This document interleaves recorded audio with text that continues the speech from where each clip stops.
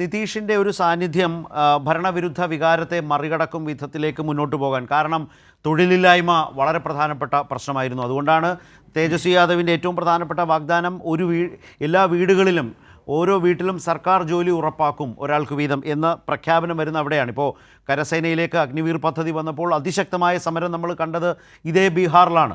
അപ്പോൾ അവിടെ അത്തരമൊരു സാഹചര്യത്തിൽ നോക്കിയാൽ ഇപ്പോൾ പഴയകാല കണക്കുകൾ നോക്കിയാൽ പതിറ്റാണ്ടുകൾക്ക് പിന്നിലേക്ക് നോക്കിയാൽ ഈ വളരെ വളരെ സ്ട്രോങ് ആയിട്ടുള്ളൊരു പ്രോ ഇൻകംബൻസി മുൻകാലങ്ങളിൽ കാണാമായിരുന്നു. പക്ഷേ അതിനുശേഷം ഒരു 70കളുടെ അവസാനം മുതൽ 2000 വരെയൊക്കെയുള്ള ആ കാലത്ത് ആൻറ്റി ഇൻകംബൻസി ഭരണവിരുദ്ധ വികാരം ശക്തമായിരുന്നു. പക്ഷേ പിന്നീടിപ്പോൾ 2000-ന് ശേഷം 2005-ലാണല്ലോ നിതീഷിൻ്റെ വരവ് വരുന്നത്. അപ്പോൾ അത് കഴിഞ്ഞ് ഈ കാലം വരെയുള്ള ഒരു കണക്ക് പരിശോധിച്ചാൽ അത്ര പ്രകടമായൊരു ഭരണവിരുദ്ധ വികാരം ഉണ്ടാകാതിരിക്കുകയും ഒരു മോഡറേറ്റ് ആയിട്ടുള്ള ഭരണത്തോട് ചേർന്ന് നിൽക്കുന്ന അതിനോട് അനുകൂലമായിട്ടുള്ളൊരു മനോഭാവം പ്രകടമാകുകയും ചെയ്യുന്നത് നമ്മൾ കണ്ടിട്ടുണ്ടല്ലോ ബീഹാറിൽ. ശ്രീലാൽ, ശരത് നോക്കൂ, അതിനകത്ത് എനിക്കൊരു ചെറിയ അഭിപ്രായ വ്യത്യാസമുണ്ട്. കാരണം ഇത്തവണയും ഭരണവിരുദ്ധ വികാരമെല്ലാം ബീഹാറിലുണ്ടായിരുന്നു. അത് മാത്രമല്ല തൊഴിലില്ലായ്മ ആയിരുന്നില്ല അവിടുത്തെ ഏറ്റവും വലിയ പ്രശ്നം.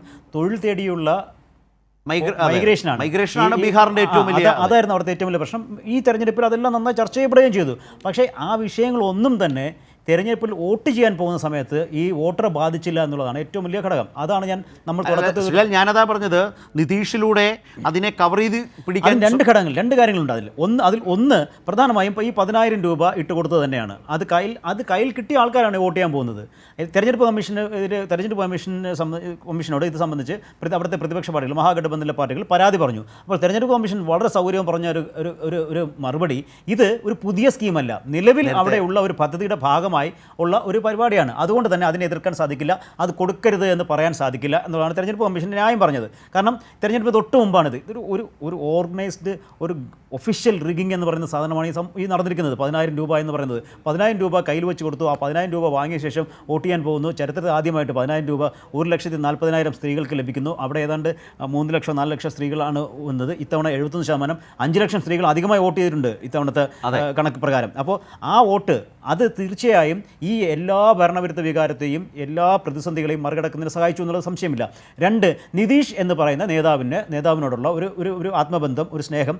ഇത്തവണ നിതീഷിൻ്റെ പക്ഷേ നിതീഷിനെ പറ്റി നിതീഷ് വളരെ മോശപ്പെട്ട അവസ്ഥയിലാണെന്ന് BJP പറഞ്ഞു വരുത്തിയ കാര്യങ്ങളെല്ലാം തന്നെ നിതീഷിന് ഗുണകരമായി ഭവിച്ചു എന്നുള്ളതാണ്. ഓക്കെ, നമ്മളുടെ ഏറ്റവും പ്രിയപ്പെട്ട നേതാവ്, അദ്ദേഹത്തിന് ഒരു അവസരം കൂടി, കാരണം ഇനി ഒരു പക്ഷേ അടുത്ത തെരഞ്ഞെടുപ്പ് അദ്ദേഹം മത്സരിക്കാൻ സാധ്യതയില്ല, അദ്ദേഹത്തിന് മത്സരിക്കാൻ കഴിയാതെ വന്നേക്കാം, അതുകൊണ്ട് അദ്ദേഹത്തിന് ഒരു അവസരം കൂടി എന്നുള്ളൊരു ആലോചന പോലും ഈ പറയുന്ന ബീഹാറിലെ നിതീഷിന് സ്വാധീനമുള്ള മേഖലകൾ ഉണ്ടായി എന്നുള്ളതാണ്. അവിടെയാണ് ഈ BJPയുടെ എല്ലാ മോദിയുടെ പ്രചാരണവും അവരുടെ എല്ലാ കൊട്ടിഘോഷിക്കലിൽ നിന്നും അപ്പുറത്തേക്ക് നിതീഷ് കുമാറിന് വളർന്നു വരാൻ സാധിച്ചത് എന്നുള്ളത് വളരെ പ്രധാനപ്പെട്ട കാര്യം.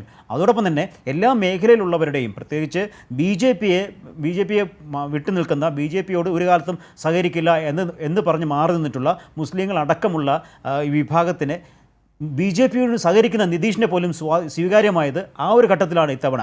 അതുകൊണ്ട് തന്നെ നിതീഷിൻ്റെ വിജയമാണ് എന്ന് പറയുന്നത് ഒരു സംശയവും ഒരു തെറ്റുമില്ല എന്നുള്ളതാണ്. അതായത് നിതീഷിന് വേണ്ടിയിട്ടുള്ള വോട്ടാണ് ഇത് ഇത്തവണ ലഭിച്ചിരിക്കുന്നത്. നിതീഷിൻ്റെ ഒരു പക്ഷേ നമ്മുടെ നേതാവ് അദ്ദേഹത്തിന് ഏറ്റവും അവസാനത്തെ അവസരം എന്നുള്ള ഒരു ആലോചന ഉണ്ടാകാം. അദ്ദേഹം നടത്തിയിട്ടുള്ള അതിലൊരു ശ്രദ്ധേയമായ കാര്യം ശ്രീലാൽ പറഞ്ഞിട്ടുണ്ട്.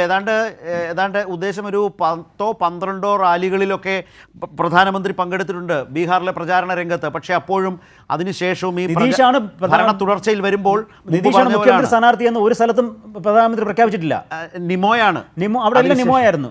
അവിടെ എല്ലാം മറ്റേ മോനിയായിരുന്നു. ആ സമയത്ത് മോനിയായിരുന്നു. ഇപ്പൊ നിമോയായി. അന്ന് ഒരു പ്രചാരണ യോഗത്തിൽ പോലും, ഒരു പ്രചാരണ ഘട്ടത്തിൽ പോലും നിതീഷാകും മുഖ്യമന്ത്രി സ്ഥാനാർത്ഥി എന്നുള്ള പരസ്യമായി തുറന്നു പറയാൻ പ്രധാനമന്ത്രി തയ്യാറായിട്ടിരുന്നില്ല. അതായത് തെരഞ്ഞെടുപ്പ് കഴിയട്ടെ എന്നുള്ള ഒരു ലക്ഷ്യം വെച്ചുള്ള പ്രചാരണമായിരുന്നു മോദി നടത്തിയിരുന്നതും പ്രധാനമന്ത്രി നടത്തിയിരുന്നതും BJP നേതാക്കളെല്ലാം, അമിത്ഷാ അടക്കമുള്ള എല്ലാ നേതാക്കളും നടത്തിയിരുന്നത്. അവിടെ പലപ്പോഴും ഈ പറയുന്ന ബീഹാറിലെ നിതീഷ് കോൺസ്റ്റിറ്റ്യുവൻസിയെ മോശമാക്കാനുള്ള പ്രചാരണങ്ങൾ പോലും പലപ്പോഴും ഉണ്ടായി. അതായത് നിതീഷ് ഈ മുസ്ലിങ്ങൾക്കിടയിൽ വലിയ സ്വാധീനം ഉണ്ടാക്കാൻ ശ്രമിക്കുമ്പോൾ അവിടെ പോയി കടുത്ത ഹിന്ദുത്വ പ്രചാരണം നടത്തുന്ന നടപടികളായിരുന്നു അമിത്ഷായും മറ്റും സ്വീകരിച്ചിരുന്നത്.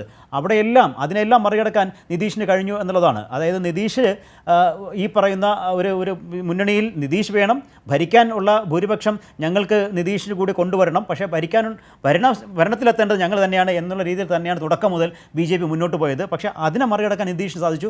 ആ ഘടകങ്ങളാണ് ഞാൻ ഈ പറഞ്ഞു വന്നത്.